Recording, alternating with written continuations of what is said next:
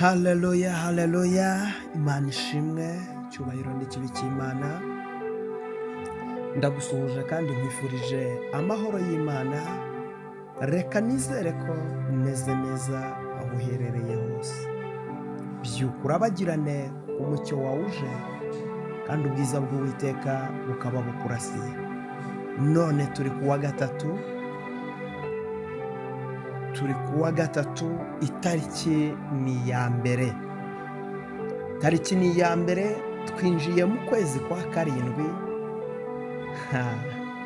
Kwezi k'umugisha, kwezi k'ubutsinzi. Mwaka wo ni 2026. Mwaka ni 2026. Imana y'amahoro ishimwe cyane. Iyi ni byuka urabagirane. Uyu munsi ku itariki ya mbere y'ukwezi kwa karindwi, Imana y'amahoro iguhindurira amateka. Ukwezi kwa karindwi gusobanuye ibintu byinshi. Mubare karindwi uvuze ibintu byinshi. Duhereye mbere, ijambo ry'Imana riratubwira ngo ku Bayisiraheli bo ngo batakambiye Imana, bazenguruka inshuro 7, bazenguruka karindwi, bazenguruka Yeriko. Bazenguruka Yeriko, bari bategereje ko Yeriko iriduka, ngo ariko ku nshuro ya karindwi ngo Yeriko irariduka. Nawe kwezi kwa karindwi hagire Yeriko iriduka ku buzima bwawe. Kwezi kwa karindwi hagira ibintu biriduka mu izina rya Yesu. Kwezi kwa karindwi ni ukwezi hari ibintu byawe biri buriduke, hari inzira zawe ziri bufunguke, hari ibyawe byapfuye biri buzuke mu izina rya Yesu. Hari abantu mbonye batabariwe mu mubare karindwi. Abo bantu barimo Abayisiraheli bazengurutse Yeriko, bayizenguruka karindwi, ngo barangije baratabarwa, babona umugisha w'Imana. Undi muntu ni umugabo witwa Namani. Uyu mugabo Namani ngo nawe ngo yamanutse mu kidendezi, ngo aribira, ngo yararwaye ibibembe, ngo yibira inshuro 7, yibira muri Yorodani, ngo ariko ku nshuro ya karindwi ibibembe biragenda, umubiri umera nk'uw'umwana w'uruhinja. Ndavuga umugisha uri mu kwezi kwa karindwi.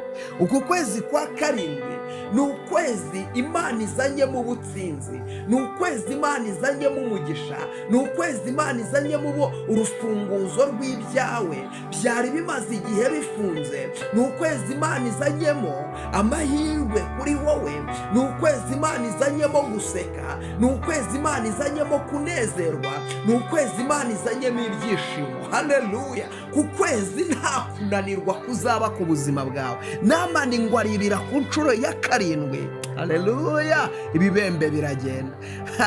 Reka turebe umugabo witwa Eliya. Ngo ubwo hari hashize igihe kinini imvura itagwa, ngo yarayihagaritse, ngo ariko ngo arazamuka, ngo aricara ku gasozi, ngo yohereza umugaragu we kujya kwitegereza ku nyanja, ngo byibuze ngo arebe ko hari igicu kiri bukube kikagaragaza yuko hari imvura yaba igiye kugwa wenda. Imana itugirire neza. Ngo umugaragu we nawe agenda inshuro 6, ngo agaruka ntacyo abonye, ngo ariko asubiyeyo inshuro ya karindwi. Ku nshuro ya karindwi aragaruka aravuga ngo mbonye agacu gato kangana n'ikiganza. Haleluya! Umva mvugane nawe, winjiye mu kwezi bigiye kwemera, winjiye mu kwezi bigiye gukunda, winjiye mu kwezi kw'impinduka, winjiye mu kwezi ko gusohorezwa amasezerano, winjiye mu kwezi ko kwakira igitangaza, winjiye mu kwezi ko guseka, winjiye mu kwezi kw'ihumure. Kwezi kwa karindwi Imana iracagagura imigozi, kwezi kwa karindwi Imana iracagagura iminyururu, kwezi kwa karindwi Imana irazura ibyapfuye, kwezi kwa karindwi Imana irakubaka, kwezi kwa karindwi Imana irakunezeza, kwezi kwa karindwi Imana irakuremera ubuzima bushya, kuko ari Imana ishobora byose. Haleluya! Ni ukwezi ibyawe byapfuye Imana iri bubizuremo, ni ukwezi ibyawe byanze bigiye kwemera mu izina rya Yesu. Umva mvugane nawe, icyizere nikigaruke, ibyiringiro nibigaruke, kuko Imana y'amahoro yo ntabwo inanirwa.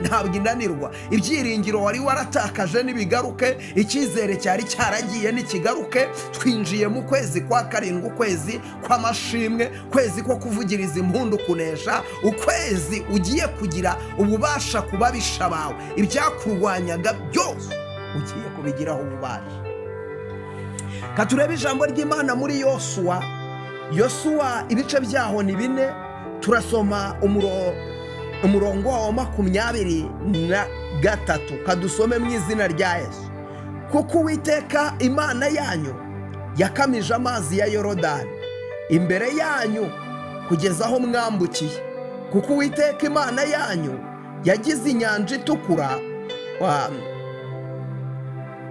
ubwo yayikamirije imbere yacu kugeza aho twambukiye, kugira ngo amahanga yose yo mu isi amenye ko Uwiteka agira amaboko akomeye, bajye batinya Uwiteka Imana yanyu iteka ryose. Haleluya!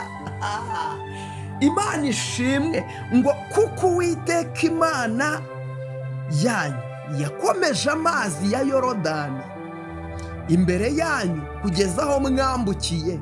Kuko Uwiteka Imana yanyu yagize inyanja itukura ubwo yayikamirije imbere yacu kugeza aho twambukiye. Amen. Uwiteka Imana yacu ngo yakamije amazi, yakamije inyanja itukura. Iyi ni imirimo Imana yakoze. Aba ni Abayisiraheli babwirwaga amateka n'imirimo y'iby'Imana yakoze. Imana itugirire neza. Bera ko hari hasigaye bakeya babonye ibyo ngibyo biba, bari bakeya cyane. Ababibonye bari bake. Niyo mpamvu bari barimo bibutsa Abayisiraheli imirimo Uwiteka yakoze. Bamwibutsa uburyo yakamije inyanja itukura ndetse ayikamiriza imbere y'amaso yabo. Ndagira ngo mvugane nawe unkurikiye. Hari imirimo Imana yakoze ku buzima bwawe. Hari ibitangaza Imana yakoze ku buzima bwawe. Hari amateka, hari ibimenyetso bigaragaza ko Imana igikora. Hari ibimenyetso bigaragaza ko Imana ikiriho.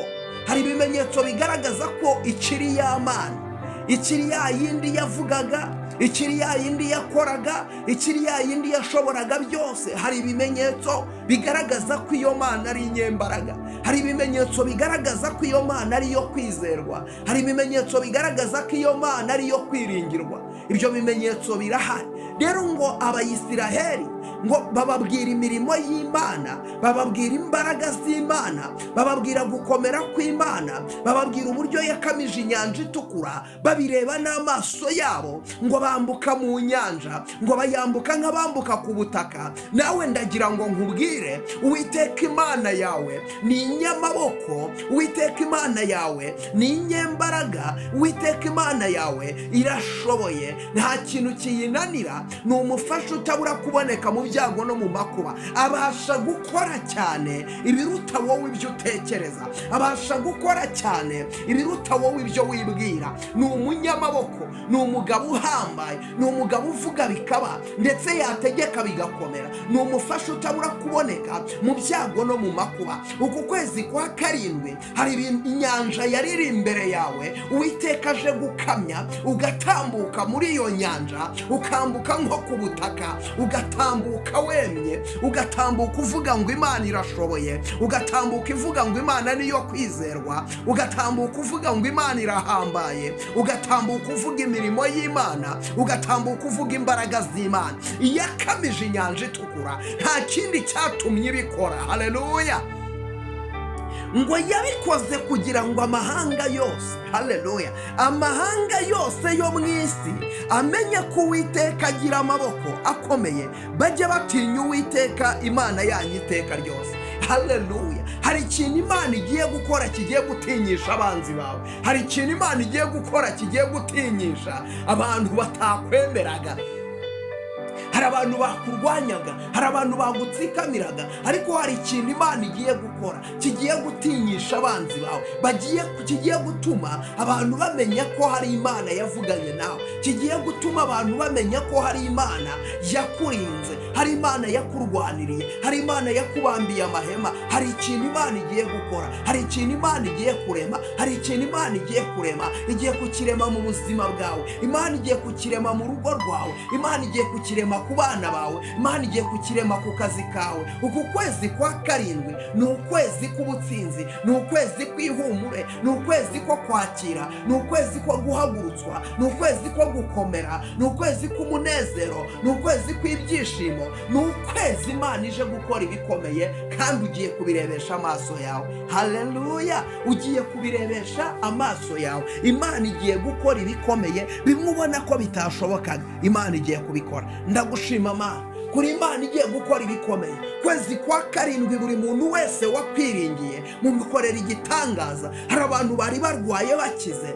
hari abari baboshye babohore, hari abari bananiwe Mwami batura imitwaro, hari abantu bari babuze uko bagira bakureho iminyururu, bakureho uburetwa, bakureho igisuzuguriro. Imbaraga zose zabicariraga, imbaraga zose zabatsikamiraga, izo zose Mana, izo mbaraga uzigizeyo, izo mbaraga uzikureho, kuko uri Imana igira neza. Hindura amateka ku buzima bw'abantu bawe, ubanezeze, ubaremere ubuzima, ubaremere ibyishimo, kuko uri Imana igira neza. Urakoze Yesu, amen. Imana iguhereze umugisha wowe ugiye gushayaringa buno buhanuzi, gushayaringa abantu 5. Ukibashayaringa Imana iguhereze umugisha. Following Prophet Emma, ugikora subscribe hano kuri iyi YouTube, Imana iguhereze umugisha kandi kwagurira imbago. Kanda like, comment yawe ni ingenzi. Ntukumva ijambo ry'Imana ngo ugende gutyo gusa, jya wandika utamina. Imana iguhereze umugisha, kuboko kwiza kw'Imana kukubonekaho. Shalom.